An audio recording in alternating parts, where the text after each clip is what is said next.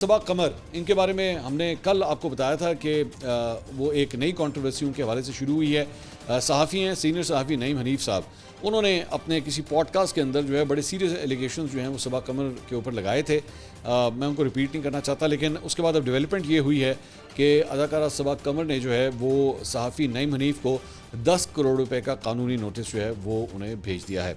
और गुज़िश्ता दिनों जो है वो उन्होंने अपने एक यूट्यूब चैनल के ऊपर जो है वो उनके ऊपर इल्ज़ाम आयद किया था कि जी किसी शख्स के ताल्लुकात के हवाले से 2003 से 2004 के हवाले से, जब उस वक्त उनकी शादी भी नहीं, मतलब जिनसे उनकी शादी नहीं हो सकी थी सबा कमर की, तो लाहौर के वाल्टन रोड पर उस शख्स के फराम करदा घर में उन्होंने एलेज किया था नईम हनीफ ने कि जी वहाँ पे ये मुकीम होती थी।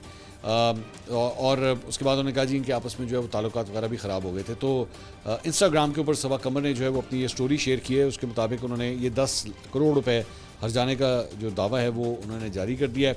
उस नोटिस में उन्होंने कहा है कि जी झूठे, मनगढ़ंत और तौहीन आमेज़ बयान दिए हैं और इस चैनल के ऊपर जो है उनकी ज़ाती ज़िंदगी से मुतल्लिक़ गैर मुसद्दक़ा और सनसनीखेज़ दावे जो हैं वो किए गए हैं।